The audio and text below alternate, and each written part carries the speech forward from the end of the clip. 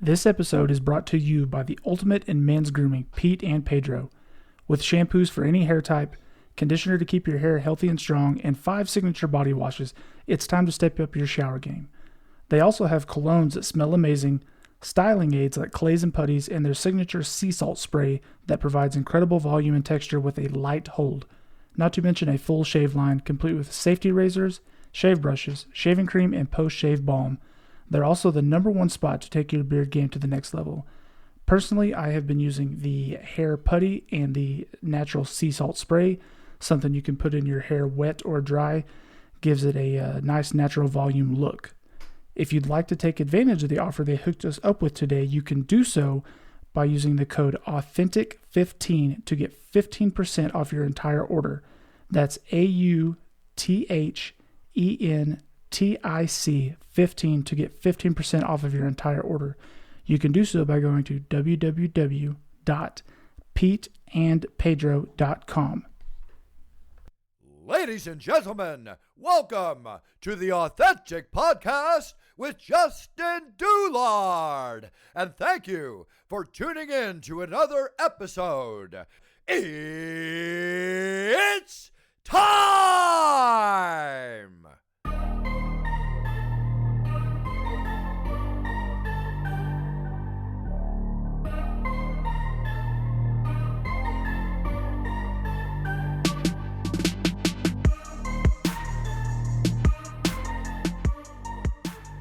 All right, ladies and gentlemen, welcome back to another episode of the Authentic Podcast. And as always, thank you for tuning in.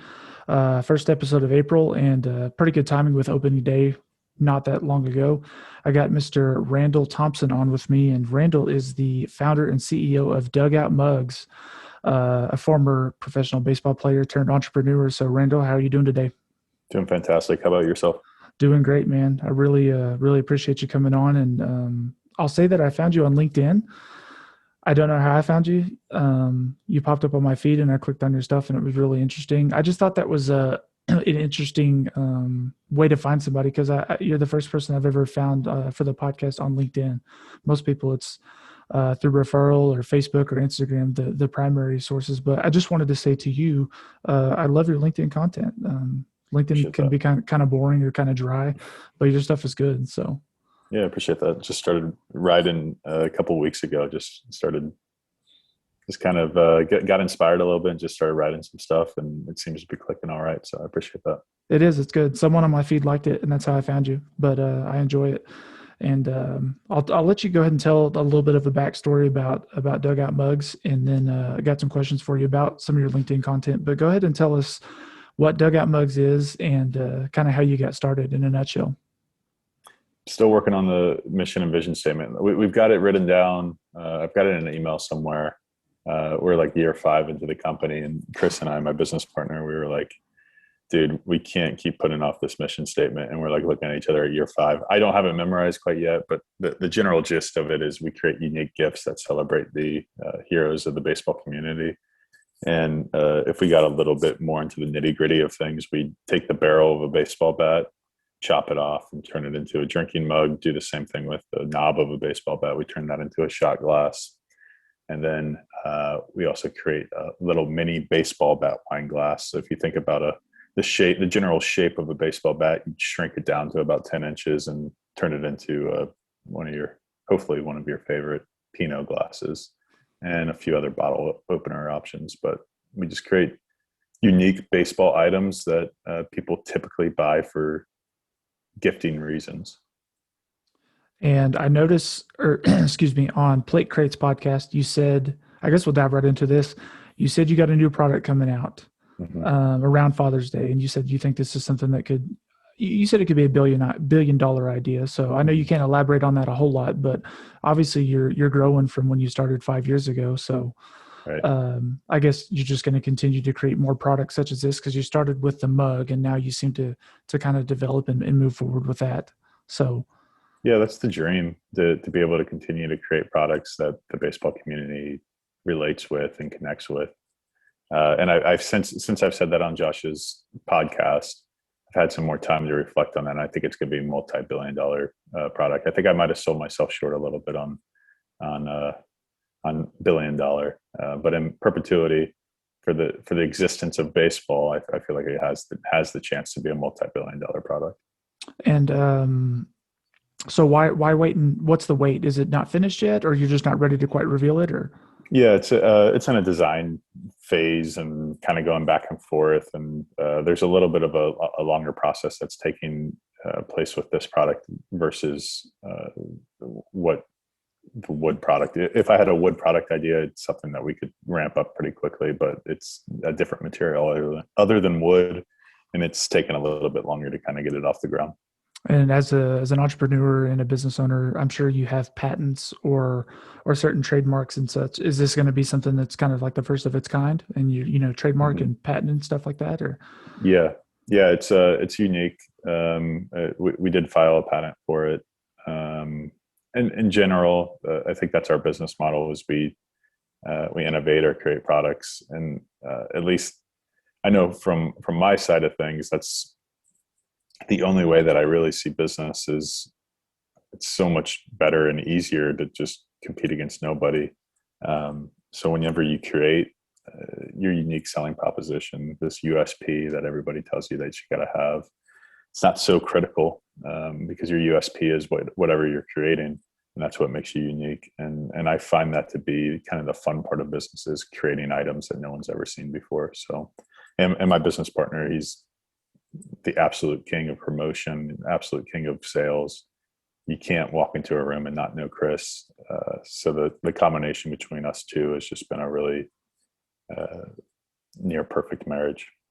Yeah, I had noticed in several of your other interviews, you said you and your business partner. How did you find this guy? Is he a friend, or once you got into the business, it's someone you just kind of linked up with, or? 2016, I launched Dugout Mugs, and I was about 6 months, maybe 4 or 5 months into the business. And I was just looking for ways of doing things at a bigger scale.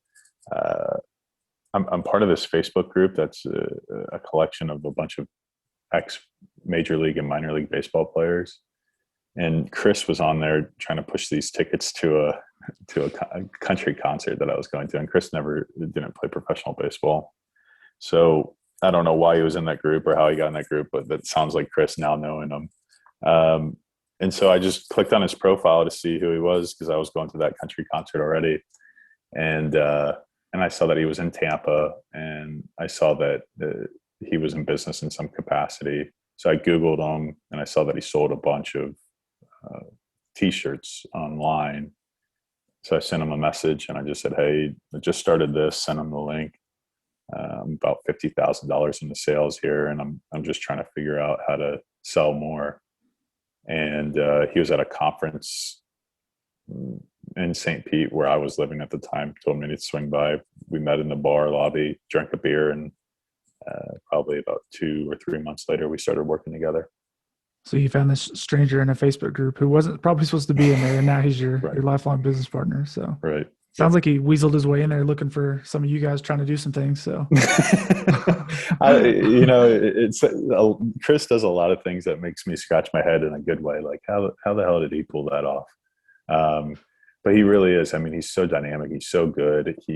He's strategically, he's a deal maker. He's the best strategic deal maker I've ever met in my life. And it's not like he spins you around a bunch of times and you're like, yeah, that's a great idea. He legitimately structures things to be a win-win. And he does a really, really good job of it. This is something I like to ask, or would like to ask you on the foundational level.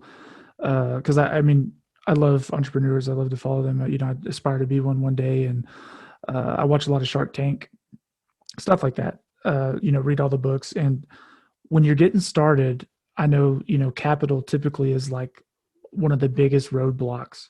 For you, was that a pretty big issue getting in early? Because I know sometimes people, they can't scale because they don't have capital. They stay from small biz, but you've created it into a, multi-million-dollar deal. So I guess, do you have any reflections or stories on getting started with capital? Did you have any difficulties in that? No, what my version of capital was, I worked a full-time job while putting that money back into into what was, I guess, my dream of being a business owner, which was Dugout Mugs. And then I even sometimes worked another job and then another job. And I just bootstrapped the whole thing. For the most part, it started with $15,000 that I saved up, put it into my business account. And like you said, I've turned it into a multi-million-dollar company. Yeah, I don't remember exactly what you said on your LinkedIn post, but something along the lines of eating off $2.50 a day or some crap, eating junk for like 6 months just so you could, save extra money. So yeah, and that's kind of what I tell people that want to get into this, is that it's not for everybody, because it is tough. It's difficult. You got to really want to do it in order to do it, because you'll quit eventually. It's challenging. It's the most challenging thing I've ever done in my life. Things have kind of calmed down now, but there was years that I was just tossing and turning in bed, and just not knowing if the business is actually going to work. And then you kind of get to a level and you're like, is this going to sustain? And I'm finally starting to kind of rest well. But yeah, eating like shit for sure. I lived in my sister's backyard, which was a blessing. I only paid $400 a month in rent. But all sorts of things, work a few jobs, flip some stuff to try to make some extra money. It's just, when you want to do it bad enough, you just figure out how to make it happen. And sometimes funding is that answer. Yeah, I know on the previous podcast I listened to with you, you said you were driving a paint truck or a paint delivery truck. Mm-hmm. But then, you had also said you've always thought you were going to be an entrepreneur, but you were at a point in your life whenever you were just kind of stuck. You were doing, coaching lessons and so forth. So I guess my question on that is, this was your light bulb moment, but did you have any other things in the pipeline until this happened? Ideas that got tossed out, or you were just waiting for that opportunity and it just kind of struck you? So the way it all shook out was, I was coaching college. I played in the Blue Jays organization from 2011 to 2012. Got released in 2012. Went and coached college baseball in 2013/2014. Had the idea for a bat barrel turned into a drinking mug in 2014. Realized that I didn't want to coach baseball. I wanted to be creative. So I took a ad agency internship over in St. Pete, Florida. Moved over there. At this point, I had like $200 and had no job. That internship wasn't paying me. So I went and got a job as a waiter at a taco place. And worked there during the nights, worked the internship during the days. Both fell apart at the same time. I just left the internship because it was just kind of shitty. And the waiter job, I just got fired. I wasn't very good. I've never waited before. I wasn't a very good waiter. And so out of desperation, really, I'm an idea machine. And I was living in my sister's backyard at the time, barely had enough money to buy cereal. I was sleeping on the floor, and I kind of looked in the mirror. I was like, what the hell's up with you, dude? Like, what is your life? And so out of desperation, I just said, what is the one idea that seems easy enough that you could actually do it? And I reached in my back pocket and I thought to myself, I feel like I could put a hole in a bat barrel and turn it into a mug. I know the market. I don't know anything about woodworking, but it seemed simple enough that I could figure it out. And right around that time, I got a call from Sherwin-Williams, and they said, hey, do you want to drive this paint delivery van? The hours are from 7 to 3. And I said, sure. So I worked from about 7 to 3 driving a paint delivery van, and then met a guy that was a painter, and he hired me for the weekends at $20 an hour. And I painted during the weekends, and then all that money that I was making, I was just funneling back into trying to create a bat barrel mug. And that's how it all came to be. The rest is history, huh? Yeah. I got a buddy who is a customer. I told him that I was going to have you on, and I didn't know he had bought your mugs, but he listens to all my stuff and big baseball guy. And he said, yeah, nice. I bought some of those. And he did want to say he is impressed and he loves them. Nice. He was going to ask, did you ever have the idea or a future idea to try and use a game used bat? Is that Mhm. something that's crossed your mind or in the pipeline? Yeah, that's where the whole concept started in my mind was game used, break your bat. It's now worthless. It's a $250 wood bat from Marucci. Send it to us. We'll bore out the center. We'll do what we need to do with it and send it back to you. And now you have a mug. It's not very scalable. That's the issue is that it in theory, it's a great idea. And someday Dugout Mugs might have a game used authentic MLB edition where it is somebody swinging a bat and we turn it into a mug. One of the coolest things that we've ever done as a company is we got contacted by Stan Musial's daughter, and she asked us to convert 4 of his baseball bats into mugs for her kids for Christmas, and we did it, and that's probably about as cool as it gets. Yeah, absolutely. Wanted to ask a couple of questions about some of your customers. So having Gary Vee as a customer, pretty big name guy. How did that work out? I mean, did you guys know he was a customer just because you saw his pictures and videos, or? I don't know the backstory behind it. It's something that Chris facilitated. Go figure. Um, so Chris being my business partner, I don't know. I have no idea. But it's just kind of the Chris special. I think that years ago, Chris connected with Gary at some sort of conference before he really blew up. Chris has been an entrepreneur for about, I think, like 15 years or so. He's about 10 years older than I am. And I think he's connected with them in some capacity, and that got facilitated that way. But I don't know the full story. I'm going to assume that that's brought you tons of business, right? I mean, having that on Gary Vee's wall, or? I don't know. It's hard to quantify. It's tough to look at certain scenarios and quantify the ripple of things. So I don't know. Maybe at least from a social proof perspective, probably somebody sees that and it adds a certain amount of credibility to it. I have to imagine creates some sort of monetary value, but I don't know how to quantify it. How hard was it to get? I know you said was it in 28 out of the 30 MLB stadiums? Is that right? Well, 30 now. All 30 now. Wow! Yeah. Congratulations. Yeah. Thanks. Difficult, but not as like when I look back on the path of things, nothing too crazy. 2017, we went to have you ever been to an MLB winter meetings? No, I have not.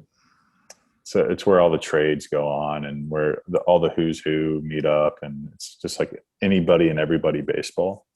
2017, we went to our first winter meetings, and we had just a 10 by 10 booth for our trade show or for the trade show, and our booth was just blowing up with people. And really, when you create something unique, that's something that nobody's ever seen before, the market, especially now knowing what I know about the hard goods market from a MLB licensing standpoint, the market was just thirsty for something.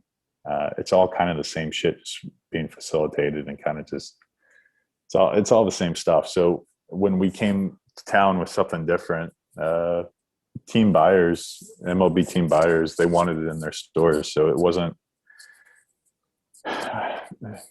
Chris and I talk about this, but it's almost like we just have to share the mug with people. We don't necessarily have to sell it to them, and we're blessed in that way that the market has seen it, they've accepted it, they want it. Now we just have to show it to them. So, no, not really. Like nothing really incredibly tough. Just created a great product and people want it, and we're blessed in that way. Yeah, that's all. A lot of good businesses, that's their pitches. It kind of sells itself. You just, as you said, you got to get it in the face of people. They're the right people. So, right. I saw your post about hiring a guy on the side of the road with a resume. Is that a true story? Oh yeah, definitely true. You see those all the time online about those kind of unique stories about someone different like that trying to stand out. So tell me a little bit about that. Is he still with you guys, or? Mm-hmm. Yeah, he's his exact title is director of customer service, and since he's grown to have about 4 people that he's managing on our customer service team. I was driving down the road and I saw a guy with a sign that said, "Have you seen my resume?" Dressed just like it normally, and like collared shirt and tucked in, and I was like, well, I mean, if anybody's going to stand out, it's Florida summer, just sweating his ass off. Well, let me take a look at it. And sure enough, I looked at it. We needed a lot of help. It was right around Father's Day, I think 2 years ago.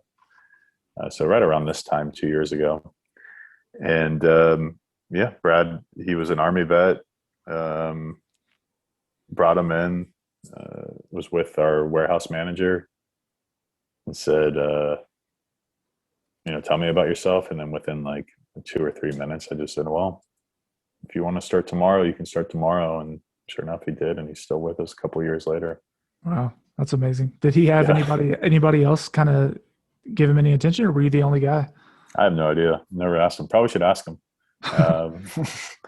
But I'd like to think that he was a hot item and he decided to go with Dugout Mugs, but who knows? Somebody did a story about it. Somebody did a write-up about it. Not that he got hired off the street by Dugout Mugs, but that he was out there handing out his resume. But yeah, I don't know. I should ask him if he ever got any other bites other than us. Yeah, I mean, he may not have had time, but it'd be interesting to see if anybody else gave him a shot or not. But I thought that was really neat. So, wanted to ask about the Barstool Sports deal. I saw that you posted. Can you talk much on that at all? Or, I mean, that's huge. So, yeah, I can say what I know, and I don't know very much. From like a marketing and promotion standpoint, I'm not overly involved in the company, so I don't know the intricate details of the deal. I know dollar figures and what it's going to cost us to work with them, and but otherwise, it's my understanding. Are they just promoting you guys, or? Mm-hmm. Okay. Yeah. It's just my understanding that we're going to work together to leverage their audience with our products and try to sell them. I don't, beyond that, I don't know what the details of it are. Are you a Barstool fan? No. I'm not. Honestly, I'm pretty boring. I'm not much of a fan of anything. I got like my wife, my 2 cats, and my business, and beyond that, I don't really pay attention to much. So I wish I had hobbies. I wish I was interested in stuff. Like when the Bucks won the Super Bowl, I was like, man, I wish I could really have got into the season, been a Tom Brady fan, been a Gronk fan, because I live 40 minutes from Tampa. It would have been nice to be able to get into that, but I can't do it. I don't know what it is. My attention, I can't pay attention to anything unless I really, really care. At the least, you should have guided on that boat parade, dude. I don't know if you saw that. Yeah, that was legit. I saw that. That was funny. How they were showing like Tom in Tampa versus Tom in New England, and like, oh yeah, whole different guy. Lose. Yeah, I love it. He was throwing the Lombardi Trophy from yacht to yacht, and then I know. Got super drunk, and yeah, it's funny. Yeah, it looked like a great time. It looked like one of the cooler Super Bowl parades I've ever seen. So yeah, it was neat. They're out in the bay, and I guess Lombardi's like daughter got upset with that whole trophy toss thing. I'm just like, come on now. Yeah, I saw that. Well, I don't know. You said you don't have a lot of hobbies or don't follow sports a whole lot. It sounds like, but a couple of years ago, Gronk actually dented the Lombardi Trophy. I didn't know that. I think it was from a baseball. Ironically, they were playing around with it, acting like a baseball bat, and they threw the baseball, and he swung at it. It like left a huge dent in the real trophy. So that's disrespectful too. But oh well, he's Gronk. You can't get mad at Gronk, I don't think. Oh yeah, and I could be wrong, but I feel like those things look a lot more expensive than they are to make. I don't know. That could be totally wrong, but I have no idea. I think they can afford it. So, that's something I was going to stem back to. We were talking. You said you're not involved in the marketing a whole lot, whatnot. As the big guy now, the CEO and founder, what are you doing on a daily basis with the business? Are you everywhere in the shop doing all kinds of stuff, or does it change a lot? Yeah, it does change a lot. Whenever somebody asks me that, I always go, Somehow I wake up so I tell everybody Monday through Friday from 6 a.m. to 6 p.m. I'm available. And then I say, if I have to work a few hours on Saturday, I do it. And I completely take off Sundays. And when somebody says, well, what do you do all day? I kind of like look back and I go, I don't really know. Somehow I don't work from 6 to 6 every single day, but I'm available. But I definitely start my mornings at 6 a.m. And I would say most days I'm done around 4 o'clock. But what gets occupied in those 10-hour days, the 50 hours a week, I go, I don't know. Everybody comes to me with all sorts of problems always, and I always have a solution. So I think my day just gets gobbled up by kind of just being the catch-all for all sorts of issues. Just put out little fires all day. Little fires. And we're starting to build out the management staff, and that creates an extra buffer from a bunch of people to that management staff to me. So they're catching that stuff. So I'm getting less and less that's flowing up to me. And hopefully by Christmas this year, I'll have a complete management staff where there's almost nothing that flows up to me unless it's a really big issue. But yeah, I would say that my day-to-day looks like, where does somebody need help? What do they need? What's going on? What solutions can I bring? How can I make things a little bit more efficient? That would be my day-to-day. So I'm going to assume that you started as like a one-man shop. It was just you, and then you kind of built onto that. But you said, you had this idea, but you had no woodworking experience for something that requires woodworking. So how does that work? Yeah. We're in the very beginning of things, where it started was me buying craft bats, which are bats that just have blemishes on them that no one's ever going to swing. Me cutting them with hand saws, putting them on vices, and trying to drill into them with just a hand drill with like a spade bit. It was a disaster, and it was never going to work. I bought a drill press, a floor drill press. Didn't know you had to latch this mug into the drill press. So I got the thing spinning at a certain RPM, and I tried to drop it onto the mug, and it just dug into, with a Forstner bit, just dug into the mug and slung it against the wall. And I paid like $800 for this drill press. And I immediately said, oh no, what did I do? I'm never going to figure this out. So I cleaned it really nice, and I put it back in the box, and I returned it. Sorry, Harbor Freight. So it started with me trying to do all this stuff, and there was just no way that it was going to happen. So I was like, okay, I need a manufacturer. I go and I find this dude. His name is Flash Gordon. No lie. Probably a nickname of some sort, but he had just a killer mullet. And I found him in St. Pete. And I was like, hey, Flash, like, I'm trying to manufacture this. I just need 100 units. And he's like, I know exactly who we need to go to. I'm like, okay, great. So he calls me up like 2 or 3 days later, and he's like, hey, dude, I got us a quote, 100 units. It's going to cost us $77 a unit. And I'm like, what? I'm like, $77 a unit? I'm like, what am I going to have to sell these for in order to make this work? So I said, all right, sorry, Flash, that ain't going to work. And I drove all over St. Pete trying to figure out, what the hell do I need? I worked with this guy named John Stein for a long time. He was a woodworker. He wasn't a wood turner. I needed a wood turner. I didn't know I needed a wood turner. I was going to machinists. I was going to all sorts of things. And for some reason, nobody could just tell me, dude, you just need a wood turner. Get out of my face.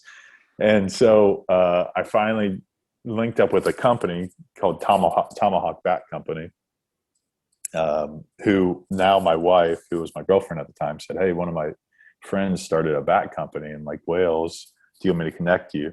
And then so they started doing the small scale manufacturing, and that's where it started. And now we've since moved out of there, and we have our own operation. But that's all where it started, was ironically my wife's hometown. How many employees do you got working for you now? Full-timers? I don't know. Maybe around 30. Okay. I also saw the post about the gentleman from Vietnam. That was a unique story too. So. Oh yeah. Tan. We've been working with Tan for about 3 years, and he just moved in to. We've been in the same building But he just moved. He had to go from about 2,000 square feet. Now he just moved into a building that's 8,000 square feet. But he's grown just with us. And yeah, Tan has been my favorite guy to work with. Does exactly what he says he's going to do. Never over promises. Executes on everything that his word is.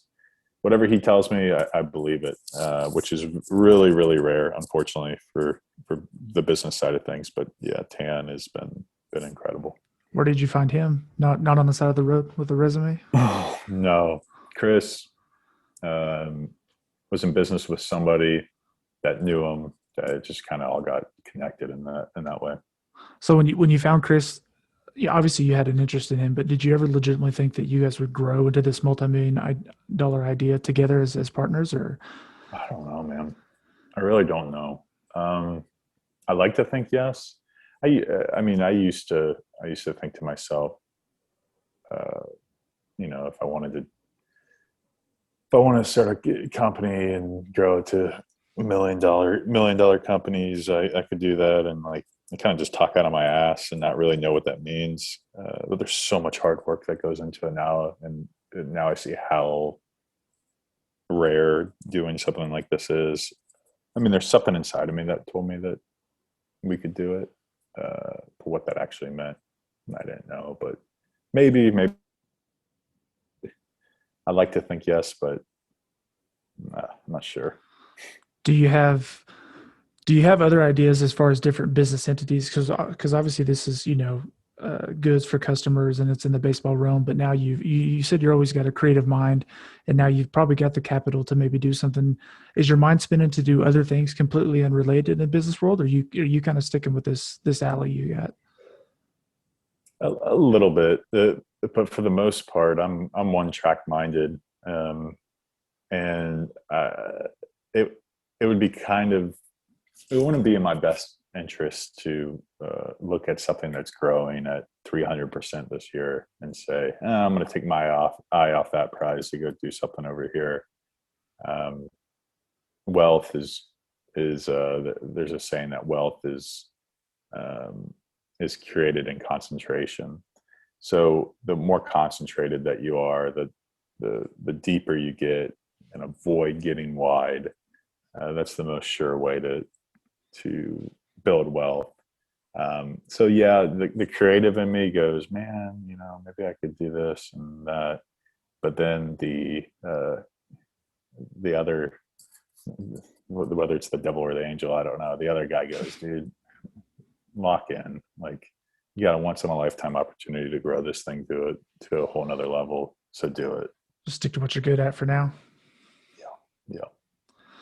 I know you said one of your favorite quotes is shit is the best fertilizer. So do you have any other advice for aspiring entrepreneurs or someone starting out, anything other than the generics, the basics? I hear, you read a lot of books and see a lot of the same quotes, but do you have anything different? Well, that's the, that I think,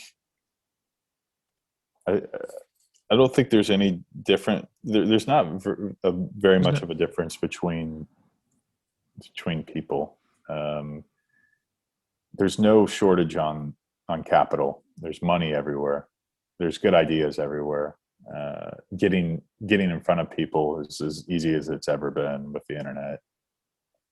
The one thing that lacks amongst everybody is just the grit and the willingness to do it. So I guess kind of just check yourself before you even decide to jump in the pool. And if you jump in, then swim, but just be ready to swim. And that's what I would say. That's the best advice I can give, is just, if you're going to do it, just do it. Give it everything you got and don't make excuses, and just do it. You ever go back and give credit to your old coach or the guy you were working with that was drilling the bat in half? You're like, you were my light bulb idea. Every once in a while, I'll talk to him and he'll say, "I'm still waiting on my royalty checks." Oh yeah, of course. Yeah, of course. Yeah, I'll smack his ass every once in a while when I see him in a baseball way. just like, thanks, buddy. Yeah, absolutely. Got a couple quick questions for you, just some rapid fire, and then we'll let you go, man. We're almost at our time limit, and like I said, I appreciate you having you on. But Sammy Sosa or Mark McGuire? The Big Mac for sure. Okay. Uh, favorite player of all time? David Eckstein. Okay. And this is a personal question I like to ask everybody. Obviously, it sounds like you're a country fan, Blake Shelton fan, and then you said you were at a country concert. But name a couple of songs that get you pumped up, or something you're hot on right now? What do you listen to when you work out? Well, first, let me say this. This might be a little hippy dippy, but sometimes I think that music is like, it modifies your motivation, and it spikes you up, and it's not good for like long-term inspiration. It just kind of gets you to a motivated state, then breaks you down. So sometimes I like to get myself to a certain level without music. Oh, you sound like David Goggins, man. You know who that is? No. Oh my gosh, he's this crazy Navy SEAL who's like insanely hardcore, and that's all he's about, is not creating dependency. And he's like, he runs like 100-mile races without music because he says it's a crutch and it's not always going to be there. So that's who you sound like. Yeah, it is. David Goggins. I'll take a peek at him, but either way, for enjoyment, for music for enjoyment. But to that same point, in the very beginning of me doing all this, sometimes I needed those hits of motivation. But you can't, like, I would watch YouTube videos of like Will Smith and him talking about like how anything's possible and like all sorts of things. Sometimes you need that in life, and there's nothing wrong with that.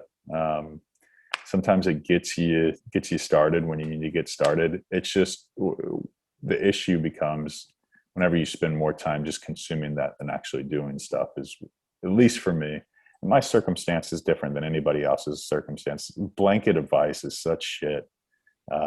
So anyways, rant, just to get to the point of like, oh man, I've kind of been on a rap kick lately. Been listening to a lot of Joyner Lucas, Jack Harlow. Oh yeah, I like Jack right now. Yeah. There was a song that I heard the other day that I really liked by the Masked Wolf. It's something about like astronauts in the ocean or something like that. Have you heard that song? No, I haven't. It's good. But yeah, I've been on a rap kick lately. I don't know why, but usually not too crazy on the rap, but anything that sounds good, I'm in on. Yeah, I've been on a big Jack Harlow kick. Obviously, he's really popular right now, but I watched some of his stuff on YouTube and his interviews, and he's just so genuine. And he's kind of an odd guy for rap, and just kind of embraces it. And it just seems like he didn't really change who he was to become a rapper. It said he, being a little white dude from Kentucky, he obviously had a lot of doubters, but he kind of just took that and went with it. So yeah, if you ever are scouring the internet, speaking of white rappers, somebody that I think is a literal genius, creative genius, is Little Dicky.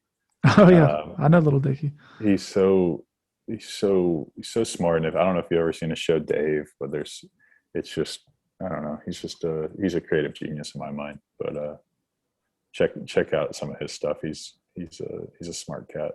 Yeah, I don't follow him a lot, but I have listened to his music, and I can't remember the name of the song right now, but he was in a really big rap song with, really successful and famous rappers one time, and it just kind of blew me away because I think at the time he wasn't that big, or it just seemed weird that because, he based on his character. But I remember watching his like funny rap videos like 6 and 7 years ago, and right. And then I think it was on Saturday Night Live or something. I watched his interview. A little 10-minute clip was good about how he told his parents what he was doing, and they just laughed at him. And he raised all this money to do it. But yeah, interesting guy for sure. So, but man, that's it. I know we're on a time crunch, and it was good stuff. And I appreciate your time. And if you want, go ahead and tell everybody where they can find you. And as always, I'll add the links to the show as well. So, okay. Great. Yeah. We're on all social media platforms, Instagram, Facebook, Twitter, LinkedIn, all Dugout Mugs, at Dugout Mugs, dugoutmugs.com. And then Randall Thompson just on LinkedIn if you want to personally connect. Yeah. And then can you give us I know you mentioned around Father's Day with the timeline of the new product. Is that what you're sticking to? A little before, a little after? Probably after. The way things are trending now, I would say maybe a couple of weeks after Father's Day. You got a special plan for the release, or do you just, hey, here's the product, put it out, drop it, it's on sale? I don't know. We're talking about all of the conversations going on right now are about Mother's Day and Father's Day. We have a black painted dugout mug that's coming out for Father's Day. That's going to be MLB licensed. We did cherry stain last year and that did really well. But we're kind of talking about all the promotions and all the timing of it, what the next 3 months look like, and then probably in the next 60 days or so, we'll start talking about how we're going to go to market and roll out this new product. Did you time it on purpose to be in the middle of baseball season in the summer? No, we didn't. But it seems as if that, like looking at it now, it seems as if that this is all going to come out at just the perfect time. So, and that's all. You just gotta have faith that everything's just going to shake out exactly the way it's supposed to. It's trending right now. So yeah, well, it sounds like it did, man.